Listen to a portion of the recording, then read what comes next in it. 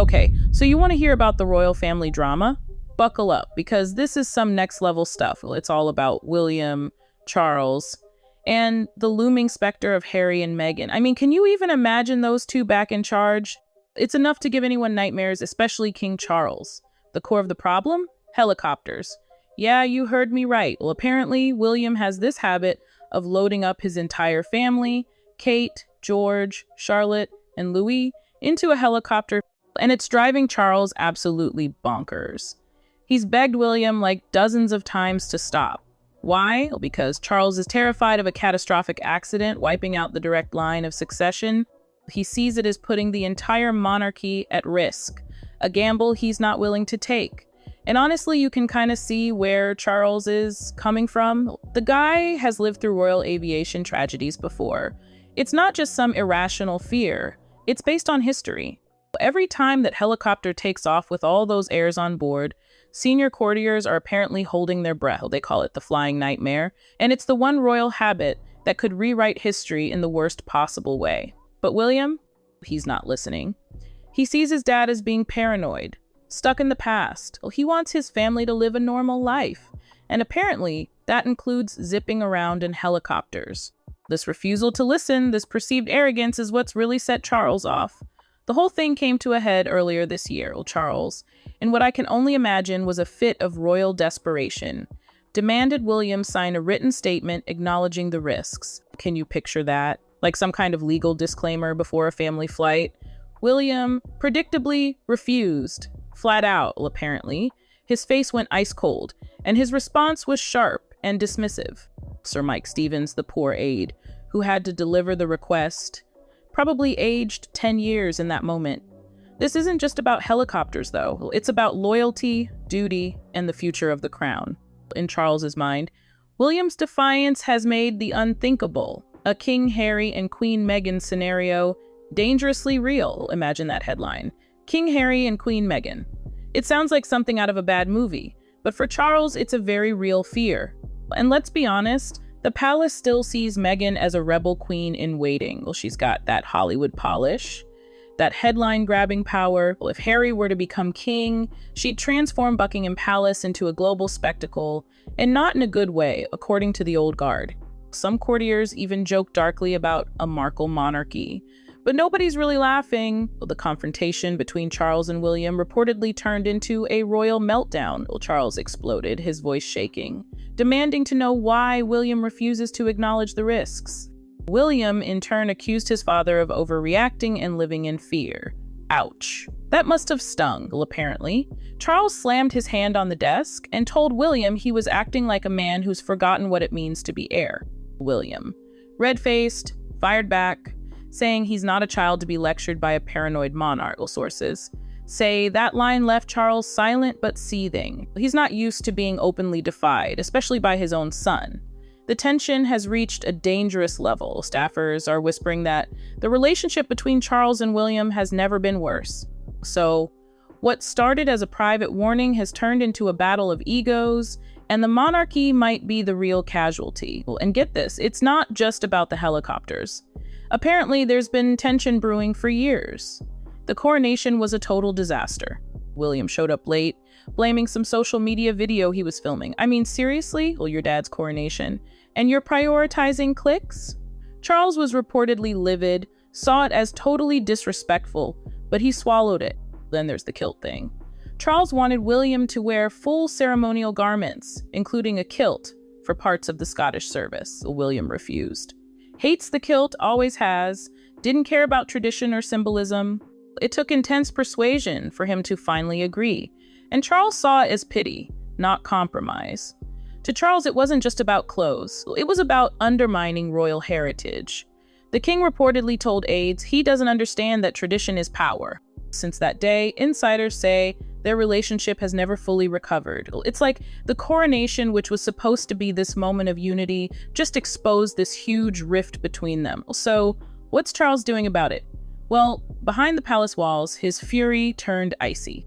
He wasn't screaming anymore, he was calculating. That's when you know it's bad. Well, sources close to Clarence House said Charles started canceling meetings just to avoid snapping again. Instead, He began discussing contingency plans, grim ones. They overheard talk about Operation Continuity, a secret plan to shift duties to Princess Anne and Edward if something happened to William's family. It wasn't paranoia, apparently, it was pure terror wrapped in royal protocol.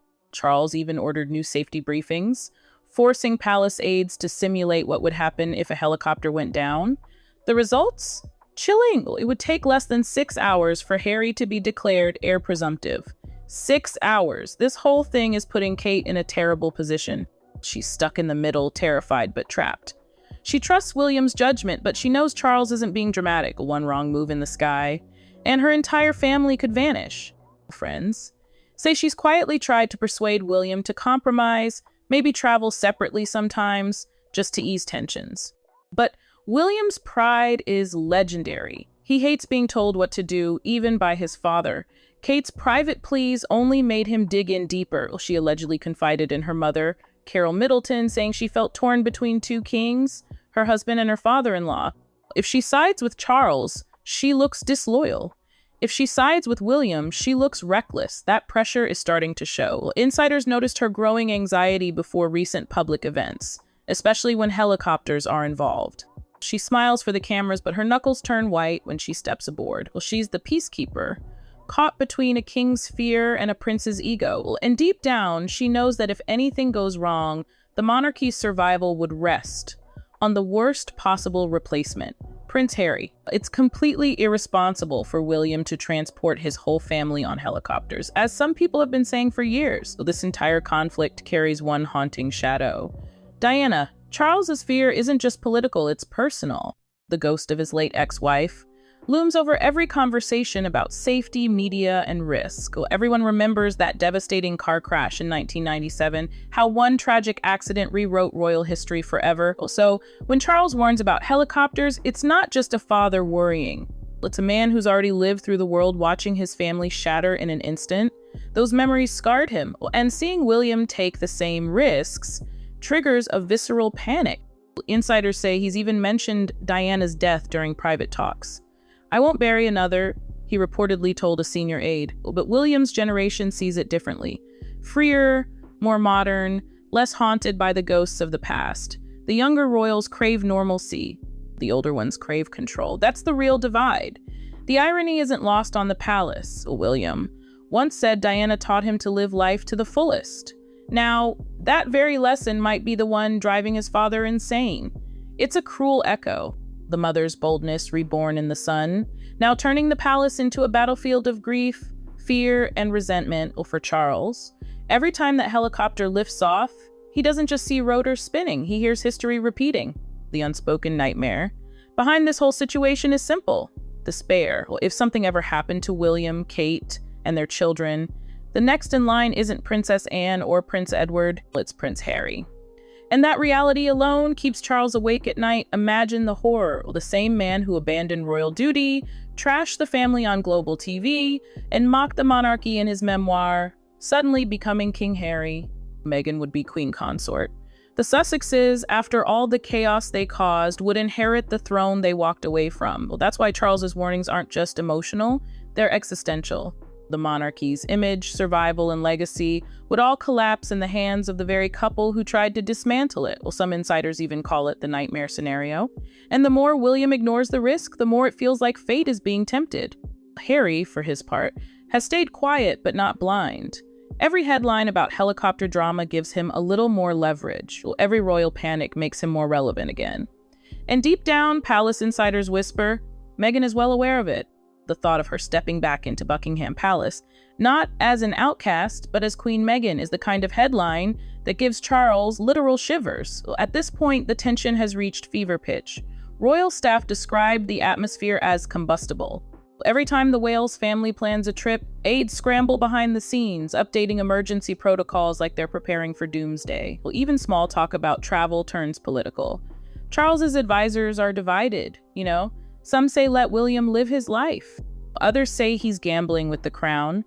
Meanwhile, the press is circling like vultures, smelling a feud too big to hide. Every public appearance feels staged, every photo analyzed for frostiness.